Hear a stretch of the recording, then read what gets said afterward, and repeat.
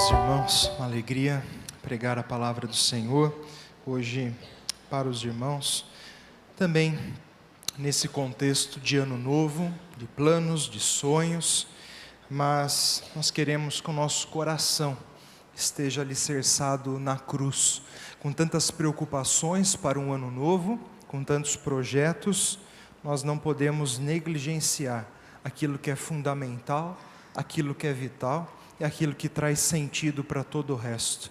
Então, naquilo que nós vamos conversar hoje sobre a palavra de Deus, nós vamos falar sobre isso, sobre o tema Logo Tudo Passará.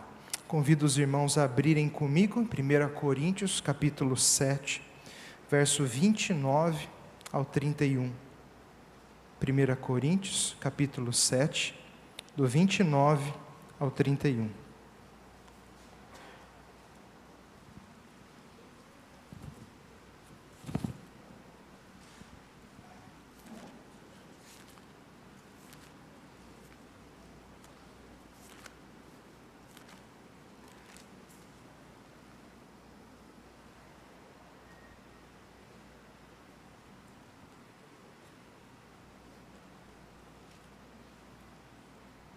1 Coríntios 7, 29 ao 31. Diz assim a palavra de Deus: Isso, porém, vos digo, irmãos, o tempo se abrevia. O que resta é que não só os casados seja como se não fossem, mas também os que choram como se não chorassem, e os que se alegram como se não se alegrassem, e os que compram como se nada possuíssem, e os que se utilizam do mundo como se dele não usasse, porque a aparência deste mundo passa. Vou ler novamente. Isso, porém, vos digo, irmãos, o tempo se abrevia. O que resta é que não só os casados seja como se não o fossem, mas também os que choram como se não chorassem, e os que se alegram como se não se alegrassem, e os que compram como se nada possuíssem, e os que se utilizam do mundo como se dele não usasse, porque a aparência deste mundo passa. Vamos orar mais uma vez? Santo Deus, querido Senhor, obrigado pela Tua palavra, obrigado por esse momento que podemos estudá-la, meditar sobre ela. Ó Deus, nós reconhecemos a nossa incapacidade para fazer isso de uma forma, Pai, que lhe agrada, de uma forma proveitosa. Por isso pedimos o Teu auxílio nesse momento, que Teu Santo Espírito, que habita entre nós e que habita em nós, possa nos conduzir, falar ao nosso coração. Ó Deus amado, que o Senhor se revele a nós e revele também a Tua vontade para a nossa vida. Tem misericórdia de nós, ó Pai. Sem Ti nada somos e nada podemos. Colocamos a nossa vida diante do Senhor e o fazemos em nome de Jesus. Amém. Muito bem. Irmãos, Paulo escreve 1 Coríntios com vários propósitos, mas dentre eles corrigir a igreja, exortar aqueles irmãos. Paulo trabalha ao longo da epístola diversas problemáticas, diversos assuntos que precisavam de orientação, diversas áreas na igreja que precisavam ser corrigidas. Então Paulo escreve com um tom bastante exortativo, repreensivo àqueles irmãos. É considerado uma carta de certa forma muito dura, 1 Coríntios. Nós vemos em algumas partes, como por exemplo no verso 1 desse capítulo, ele fala: quanto ao que me escreveste. Percebe-se que eles haviam de alguma forma escrito a Paulo, pedindo orientações, mostrando assim as suas dúvidas a respeito de alguns assuntos. Então aquilo que Paulo trata no capítulo 7 é na verdade uma resposta àqueles irmãos diante de dúvidas que eles possuíam e problemas assim que também haviam no seu meio. Paulo basicamente, se você ler do 7, ele vai falar sobre a temática do casamento. Fala da intimidade física do casal, fala sobre pureza, sobre celibato inclusive, sobre as situações em que um crente é casado com um incrédulo, que um dos cônjuges se converte, algo que estava acontecendo muito naquela naquela igreja, naquela sociedade, sobre viúvas, sobre recasamento e por aí vai. Essa é a grande temática do capítulo 7, casamento e os assuntos que giram em torno dele. É interessante que ali, tanto no verso 20 como no 24, Paulo fala sobre como eles estavam quando o Senhor os chamou. Verso 20 diz: cada um permaneça na vocação em que foi chamado. E o verso 24, da mesma forma: irmãos, cada um permaneça diante de Deus naquilo que foi chamado. Como eu disse, muitos irmãos estavam se convertendo, mas o seu cônjuge não era convertido, não tinha se convertido também. E muitos estavam com dúvida se permaneciam casados ou se abandonavam seu cônjuge incrédulo. Muitos estavam buscando fazer isso, inclusive. Paulo falou não, porque a mulher incrédula é santificada no convívio com o marido crente. O marido incrédulo é santificado no convívio com a esposa crente. De outra sorte, seus filhos seriam impuros, mas agora são santos.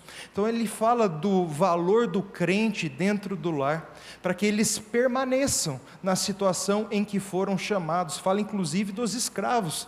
Se você foi chamado, e esse chamado você foi salvo, é o chamado para a salvação. Se você foi salvo sendo escravo, não precisa se rebelar contra o seu senhor. Isso que muitos escravos estavam fazendo, querendo se rebelar contra o seu senhor e se livrar a todo custo. Não, permaneça servindo. Mas se você pode, é claro, ser livre, seja livre. Mas permaneça como o Senhor, na situação como o Senhor o chamou. Então essa é a grande orientação, estabelecendo aqui esse contexto para os irmãos entenderem em que lugar do texto Paulo então diz esses versículos que nós lemos. Aquela era uma situação, eles viviam numa situação difícil. Alguns dizem que havia uma ameaça de uma fome naquelas circunstâncias. Então Paulo, até no contexto aqui, orienta aqueles que ficaram viúvos a não se casarem, apesar de ser lícito, não se casarem novamente, a permanecerem como estão. Eles viam tempos bem difíceis ali diante do Império Romano, inclusive, como eu disse, com ameaças na questão alimentícia. Então Paulo fala dessa angustiosa situação presente em que ele se encontrava, e muito do que Paulo fala é diante dessa situação, mas é claro, com princípios para nós. Então nós chegamos no verso 29, que é o texto aqui onde eu quero me deter por mais tempo com os irmãos. Isto, porém, vos digo, irmãos, o tempo se abrevia. Então Paulo agora ele destaca sobre a brevidade da vida, e também tendo em vista que nós estamos vivendo os últimos dias, isso é, Jesus subiu aos céus, ressuscitou, e nós estamos agora aguardando a sua vinda. Os últimos dias foram inaugurados, nós vivemos dias breves, dias abreviados, estamos na iminência da volta do Senhor. Então Paulo tem isso em mente, a brevidade da vida é a questão dos últimos dias, quando diz o tempo se abrevia. Logo aquilo que ele vai falar é diante da brevidade dessa vida. Uma coisa é certa, às vezes nós olhamos para essa vida, nós lidamos com as coisas do dia a dia, com as coisas que possuímos, como se nós não fôssemos morrer, como se essa vida fosse durar para sempre, como se as coisas que nós compramos, adquirimos e possuímos, nós fôssemos carregá-las conosco depois de morrermos. A verdade é que nós lidamos muitas vezes com as coisas da vida como se nós fôssemos viver por muito tempo aqui nessa terra. Por isso que Paulo propositalmente chama a atenção para aquilo que ele quer falar desses irmãos, acerca da brevidade dessa nossa vida, e obviamente tendo em vista o retorno do Senhor. O verso 29 então vem diante desse terreno que Paulo prepara. O que resta é que não só os casados sejam como se não fossem, mas também os que choram como se não chorassem, os que se alegram como se não se alegrassem, e os que compram como se nada possuíssem, e os que se utilizam do mundo como se dele não usassem, porque a aparência desse mundo passa. Então veja, Paulo cita alguns exemplos. Essa lista não é uma lista exaustiva, onde ele citou todos os exemplos possíveis, mas ele fala de algumas coisas pertinentes ao nosso tempo, a essa vida de agora. E terminando, de certa forma, como ele começou, ele fala sobre o tempo se abrevia, e termina dizendo, porque a aparência desse mundo passa. Então, a todo momento, Paulo tem em mente a brevidade da vida, e que as coisas concernentes a esse tempo são passageiras. Casar, chorar, se alegrar, comprar, utilizar das coisas desse mundo, não são em si essencialmente ruins. O problema, é isso que nós vamos entender no texto, é quando o nosso coração se enraiza sobre algumas delas. Paulo quer despertar a mente, o coração dos seus leitores, para que eles sejam regidos pelo reino dos céus.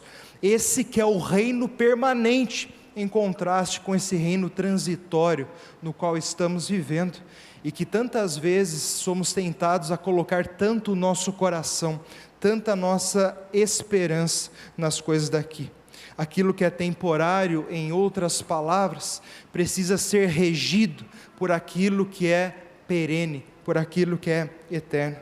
Portanto, novamente, aquilo que deveria nos assistir nesse tempo da nossa peregrinação, nesse mundo, acaba muitas vezes dominando o nosso coração e nos escraviza, ofuscando então em nós essa perspectiva eterna que nós deveríamos ter sobre a vida. Alegrias e tristezas desse mundo podem ocupar tanto o nosso coração que nós perdemos o foco da eternidade. Nós perdemos a perspectiva de que nós somos, como diz Pedro, apenas peregrinos nessa terra. Esse é o alerta que Paulo faz, dimensionando que nós, ao mesmo tempo que precisamos viver do mundo, nós não somos do mundo, e precisamos ter constantemente essa ideia na nossa mente. Meus irmãos, a questão é que a mente do cristão, ela não pode se entulhar dessas coisas terrenas, encontrar essa satisfação primária nas coisas desse mundo. Portanto, nós devemos viver a vida como se nós fôssemos deixar esse mundo a qualquer momento. Essa é a perspectiva de Paulo. Ter o cuidado de não entulhar a nossa mente com as coisas, demasiadamente com as coisas daqui, colocando nelas a nossa principal alegria, mas sim viver a vida como se nós fôssemos deixá-la a qualquer momento. Essa perspectiva eterna precisa reger o nosso dia a dia, a forma como pensamos, a forma como nos alegramos, a forma como choramos, a forma como lidamos com as coisas que possuímos, a forma como nós lidamos com o mundo de uma maneira geral. O eterno, o reino dos céus, regendo como nós lidamos com o reino dessa terra. Então é nesse sentido que Paulo estabelece o contraste, como se não fossem casados, como se não chorassem, como se não se alegrassem, como se nada possuíssem, como se não usassem das coisas desse mundo, porque a aparência desse mundo passa. E por aparência, Paulo não se refere apenas às coisas exteriores, mas esse termo aparência também se refere ao funcionamento, ao comportamento das coisas.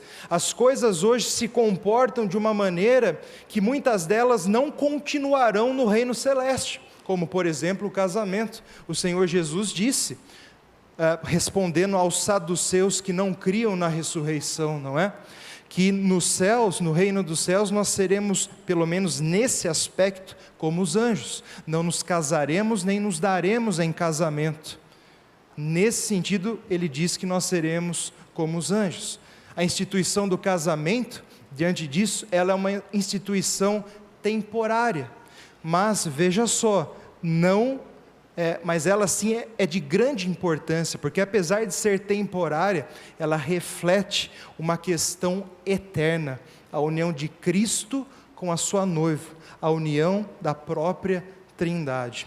Então, apesar de ser algo breve, Paulo não tira o seu valor, mas mostra como ela reflete algo grandioso, assim como é próprio dos seus escritos.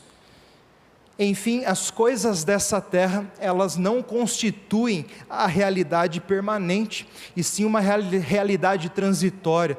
E quando nós lidamos com as coisas daqui, nós precisamos ter isso em mente. Logo tudo passará. A aparência desse mundo passa. Perguntas como: quem é você? O que você faz aqui? Qual é o seu propósito nessa vida? Nós respondemos muitas vezes essas perguntas de uma forma meramente terrena, né? Quando alguém pergunta: quem é você? Eu sou um pastor, não, eu sou um médico. Nós respondemos já com uma perspectiva terrena. Nós estamos tão acostumados com aquilo que nós somos aqui, que esquecemos que o que importa é ser nova criatura, é ser filho de Deus, e que essencialmente nada vem primeiro do que pelo fato de nós estarmos em Cristo e sermos dele.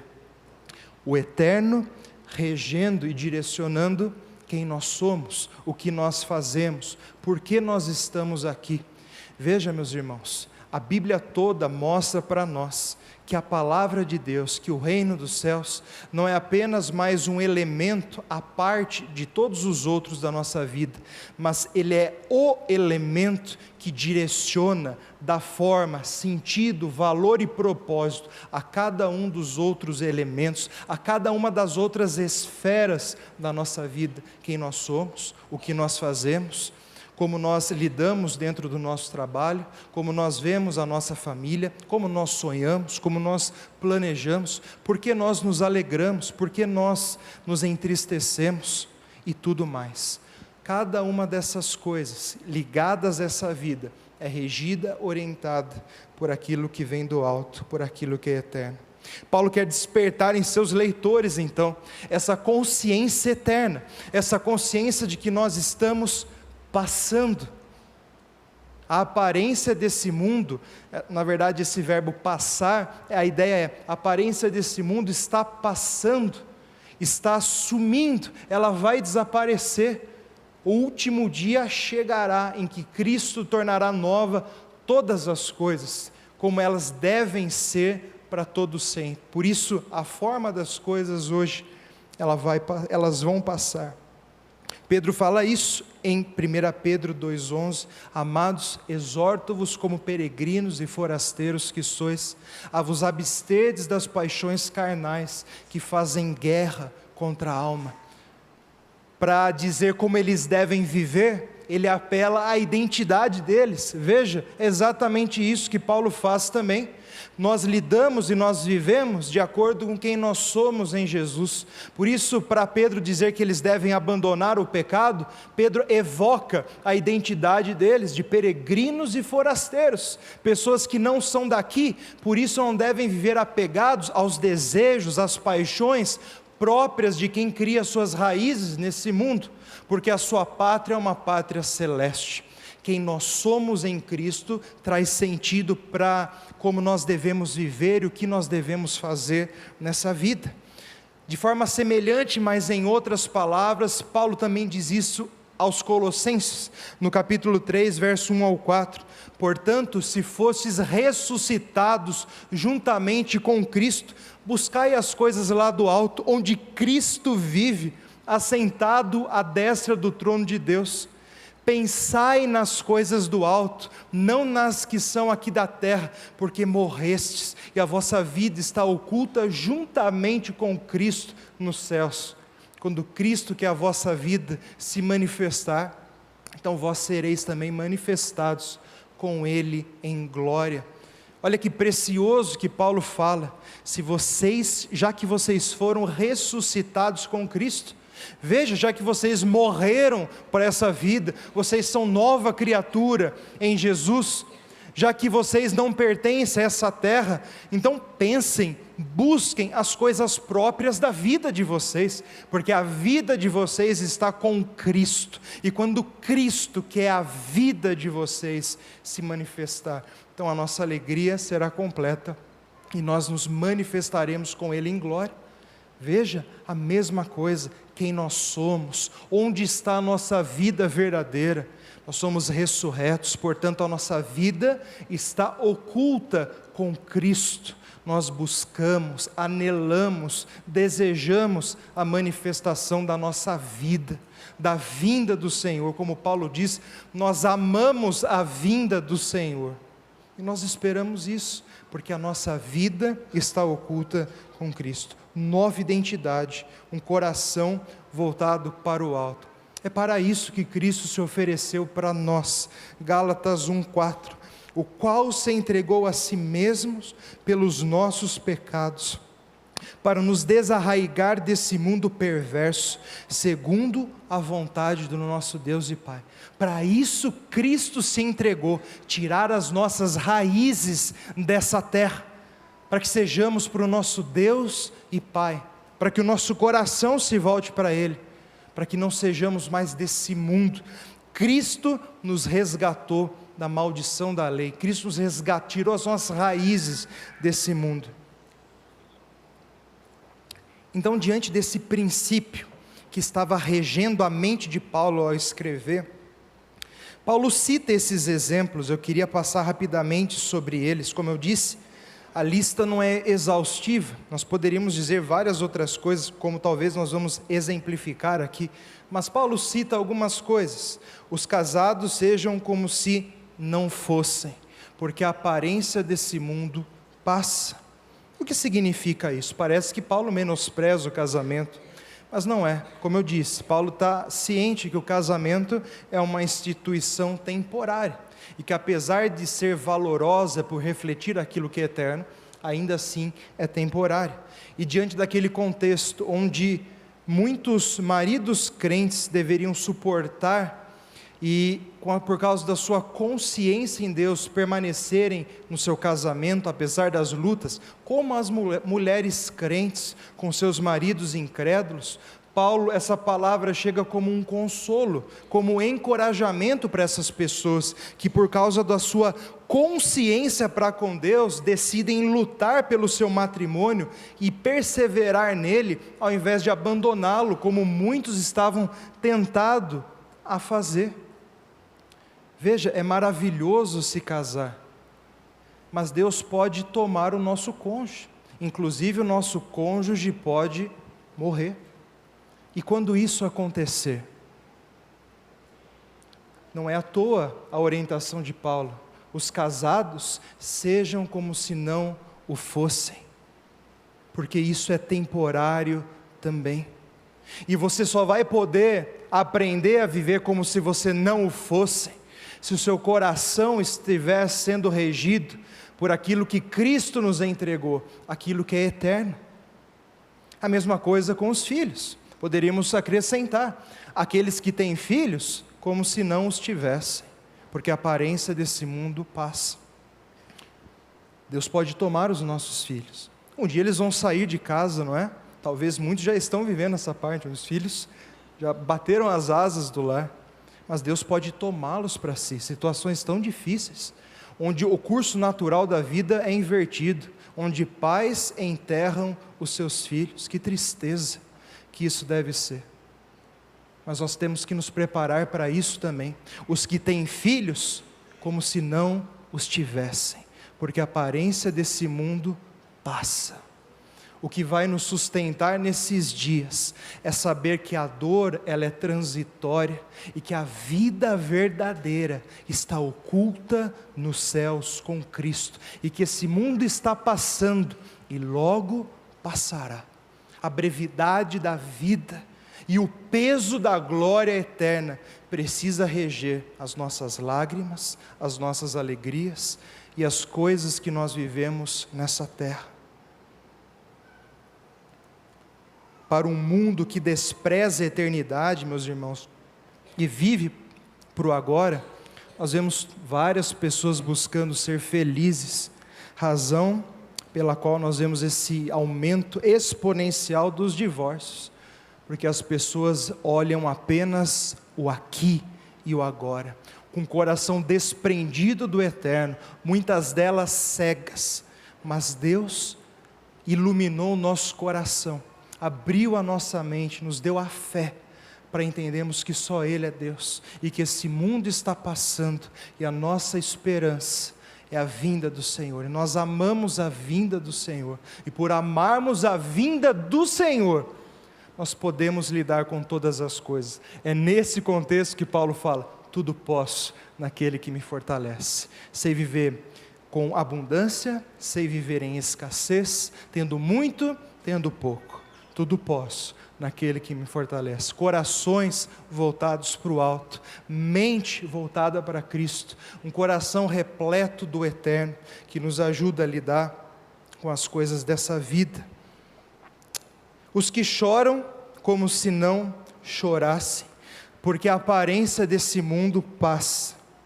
Aqueles que, como nós, são continuamente acometidos por todo tipo de tristeza, coisas próprias dessa vida, coisas próprias dessa terra, dias maus, como Paulo diz em Efésios capítulo 5, ou como o Senhor Jesus disse no seu sermão profético em Mateus 24, a iniquidade se multiplicará e por isso o amor se esfriará de quase todos.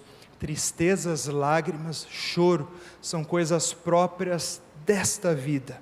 Morte, frustrações, sonhos frustrados, traumas passados que criam grandes cicatrizes que nós temos que lidar no presente. Tristezas constantemente vindo à nossa mente. Como nós lidamos com a tristeza, meus irmãos? Como nós lidamos com as tristezas, com os traumas passados, com o futuro que nós já sabemos que não será mais o mesmo, pelo menos para essa vida? Como nós lidamos com essa tristeza? Nós lidamos sabendo que a aparência desse mundo passa. Por isso os que choram precisam aprender a viver como se não chorassem. Como se essa alegria fosse passar, como se essa tristeza fosse passar, porque ela passará. E o Senhor Jesus, a palavra, Deus nos diz que no novo céu e na nova terra habita a justiça.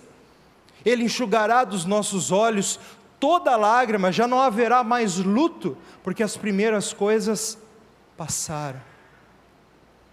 O eterno regendo como nós lidamos com o nosso choro, com a nossa tristeza. É isso que Paulo diz aos que estão enlutados, não é? 1 Tessalonicenses 4. Paulo diz que ele não queria que eles sejam ignorantes a respeito com os que dormem, que Cristo traria em sua companhia aqueles que estavam dormindo, aqueles que tinham morrido. Por isso Paulo não queria que eles sentiam tristeza como os demais que não têm esperança. É isso que ele diz: eu não quero que vocês se entristeçam como os demais que não têm esperança, como os gentios que não têm esperança. Existem choros e choros. Existe o choro desesperado, existe o choro com esperança. Como é bonito, não é? Nós vemos velórios, onde apesar de toda a dor, de toda a tristeza, há uma sólida esperança que carrega aqueles que estão enlutados.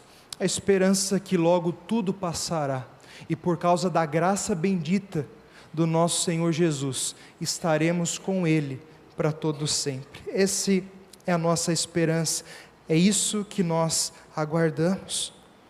Você pode olhar para trás, meus irmãos, e perceber que apesar de todos os traumas, de todas as lutas, existe um evento que sobressai tudo isso, que Cristo morreu por nós, e que por causa disso nós nos tornamos nova criatura. Paulo fala isso aos Gálatas: nem a circuncisão, nem a incircuncisão é coisa alguma, mas o ser nova criatura. Em outras palavras, ele está dizendo: olha, vocês estão brigando pela circuncisão ou incircuncisão, mas existe algo que é aquilo que realmente importa, que é nascer de novo. Então, se nós nascemos de novo, nós temos tudo, todo o consolo necessário. Você tem tudo o que precisa, como diz Pedro, para viver plenamente diante do Senhor, para a vida e para a piedade, pelo conhecimento completo daquele que nos chamou. Tudo vem dele. Se nós nascemos de novo, nós podemos olhar também para o futuro com esperança, apesar das frustrações dessa terra, nós podemos olhar para o futuro com esperança, porque para mim tenho por certo de que os sofrimentos do tempo presente não podem ser comparados com a glória que vai ser revelada em nós.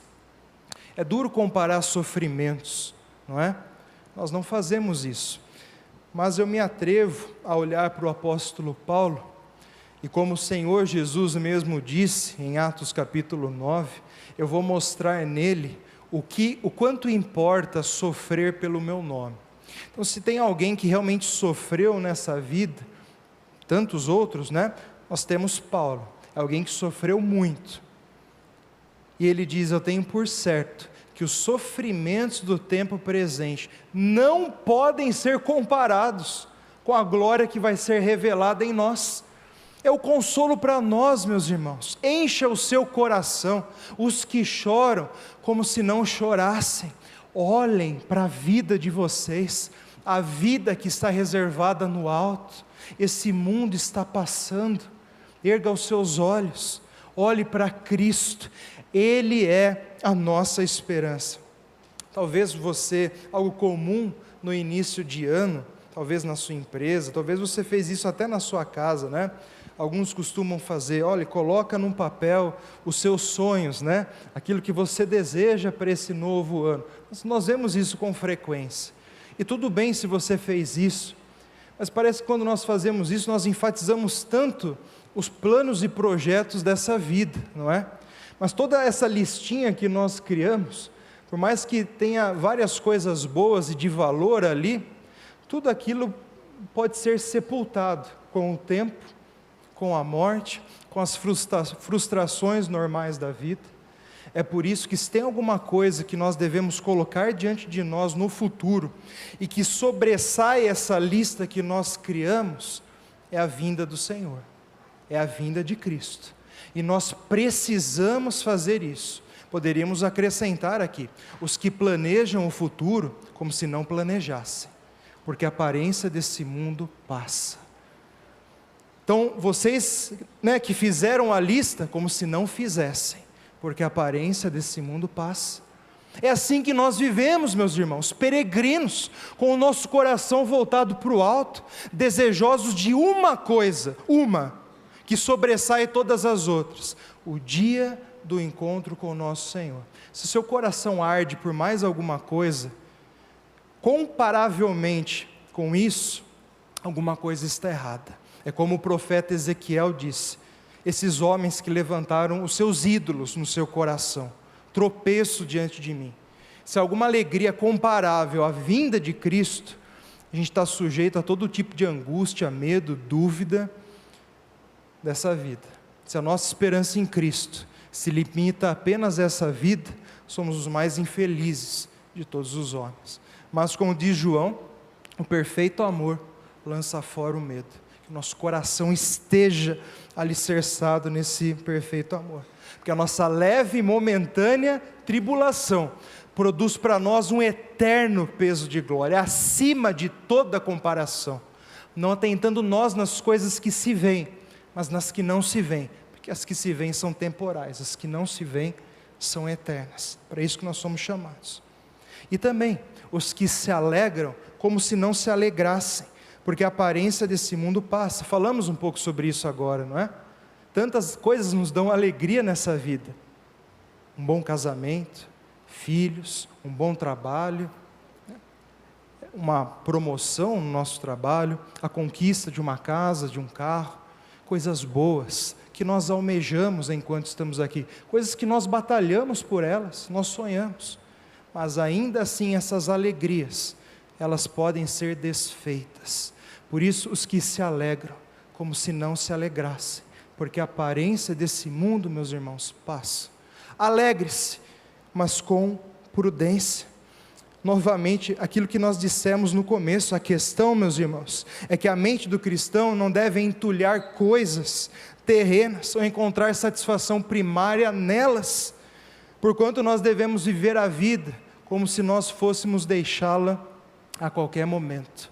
amando e apressando a vinda do Senhor. Quando nos alegramos nas coisas terrenas, nós precisamos lembrar que elas são limitadas em tudo o que podem oferecer para nós, e que elas não podem ser comparadas também à glória de Deus.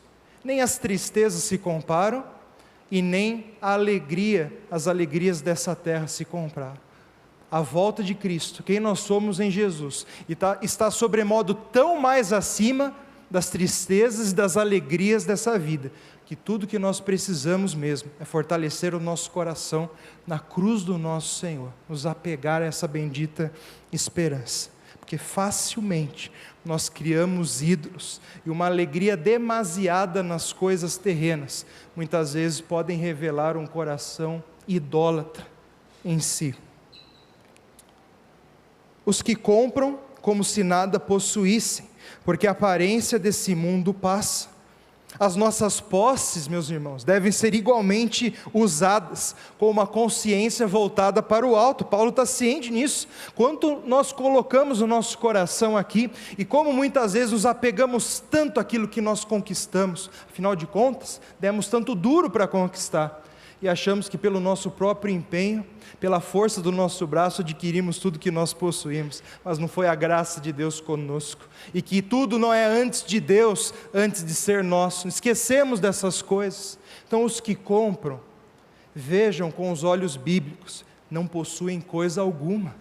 Esses são os olhos bíblicos, que aquilo que nós adquirimos, na verdade, é fruto da graça de Deus, e que na verdade deve retornar para Deus como glória eterna ao seu nome. Essa consciência, ela é belamente expressa na palavra, por exemplo, na igreja primitiva, em Atos 4:32, aquele povo, um coração cheio de Jesus, diz: na multidão dos que creram, eram um coração e alma, ninguém considerava exclusivamente sua nenhuma das coisas que possuía, tudo porém lhes era comum. Essa é a mentalidade de um cristão maduro, não é? Não considerava sua nenhuma das coisas que possuía. Na própria lei do Senhor, nós vemos mandamentos que vão nessa direção, de como nós precisamos viver desapegado das coisas que nós possuímos. Por exemplo, Deuteronômio: a teu irmão não emprestarás com juros, seja dinheiro, seja comida, ou qualquer coisa que é costume se emprestar com juros. Paulo repete além de Deuteronômio, mas em Êxodo, em Levítico, a mesma coisa já havia sido dita. Em Ezequiel 18, o profeta repreende justamente porque o povo estava emprestando aos seus irmãos com juros, e o profeta desce a lenha no povo por causa disso. É claro, uma distinção da família da fé. O próprio verso 20 diz: ao estrangeiro emprestará com juros, porém a teu irmão não emprestará com juros, para que o Senhor teu Deus te abençoe em todos os seus empreendimentos nessa terra, a qual passas a possuir. Provérbios 28:8, o que aumenta os seus bens com juros e ganância, ajunta-os para aquele que se compadece do pobre. 1 Timóteo 6, exorta os ricos do presente século, que não sejam orgulhosos, nem depositem a sua esperança na instabilidade da riqueza, mas é em Deus que tudo nos proporciona ricamente para nosso aprazimento, que pratiquem o bem, sejam ricos de boas obras, generosos em dar, prontos a repartir, que acumulem para si mesmos tesouros, sólido fundamento para o futuro, a fim de apoderarem da verdadeira vida. E Provérbios 19:17, quem se compadece do pobre, ao Senhor empresta, e esse lhe paga o seu benefício. Essa mentalidade do cristão, meus irmãos, os que compram como se nada possuíssem, porque a aparência desse mundo passa. Deus nos comprou pelo sangue de Jesus, logo a nossa vida e tudo que nós possuímos não é nosso, é de Deus e deve ser usado para esse fim, para a glória do nosso Deus. Nosso bem mais precioso nessa perspectiva é a vida eterna. O que nós podemos ter de fato? Na verdade, eu chamo você a refletir, o que você tem de fato? Porque aquilo que você vê diante de si vai ficar, vai virar pó, vai ficar, e você não sabe o porquê você está acumulando tantas coisas. Por isso é necessário um equilíbrio, né, em algumas coisas, em alguns planos, em alguns projetos. É necessário um equilíbrio regido pela sentença: a aparência desse mundo passa. O equilíbrio aqui proposto para nós não cairmos na avareza é: ninguém considerava as suas coisas que possuía. Irmãos, o que nós temos além da vida eterna, é isso que importa, o ser nova criatura. A vida eterna é o que nós vamos carregar, e é aquilo que não foi comprado por nós, não conquistamos com o nosso esforço, mas nos foi dado, foi comprado pelo sangue de Jesus, foi nos dado graciosa e generosamente pela graça de Deus.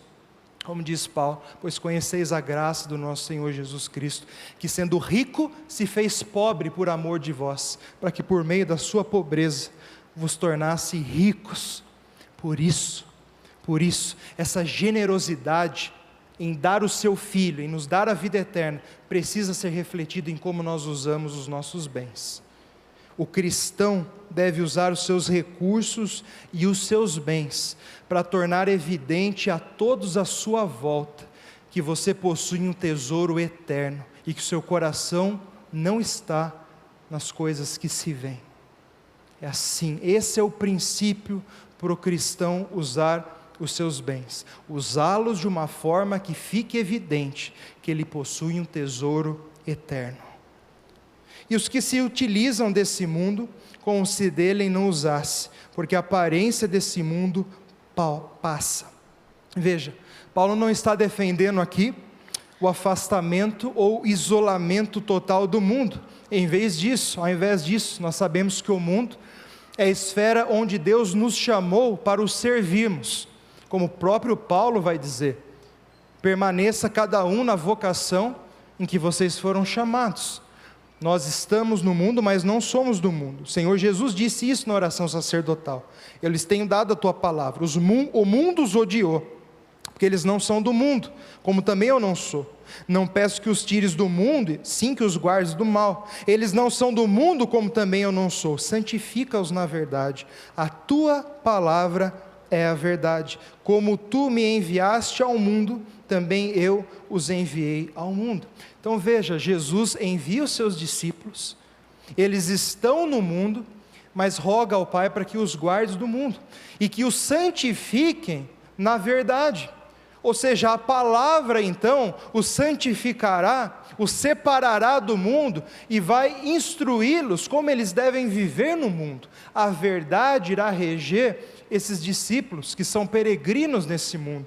Por isso nós utilizamos das coisas do mundo como se nós não a usássemos. A segunda palavra, ela é um pouco mais intensa do que a primeira. Usamos do mundo, mas como se não fizéssemos pleno uso dele. Então nós vivemos aqui, mas a forma como nós vivemos e utilizamos dos recursos, da forma como esse mundo funciona, nós precisamos fazer de uma tal forma que fique evidente também para as pessoas à nossa volta, que o nosso tesouro não é um tesouro terreno, e que nós estamos, portanto, de passagem. O problema, meus irmãos, é que muitas vezes, ao invés de usarmos e dominarmos o mundo nos domina. Esse é o grande problema, e isso, quando isso acontece, mostra que o nosso coração está enraizado aqui. Diante de tudo aquilo que nós temos falado, meus irmãos, Cristo é o grande divisor de águas da nossa vida, seja ao olharmos para o passado, seja para sonharmos com o futuro, seja para lidarmos com a nossa profissão, com a nossa família, seja para moderar o nosso choro, seja para moderar a nossa alegria. A cruz é o grande divisor de águas. É por meio desse princípio que o próprio apóstolo Paulo, além de falar tudo posso naquele que me fortalece, quando escreve também aos Coríntios, na sua segunda epístola, ele diz: entristecidos, mas sempre alegres. Está dizendo sobre si mesmo, os apóstolos. Pobres, mas enriquecendo a muitos, nada tendo, mas possuindo tudo. Esse é o grande contraste e belo da nossa vida em Jesus, não é?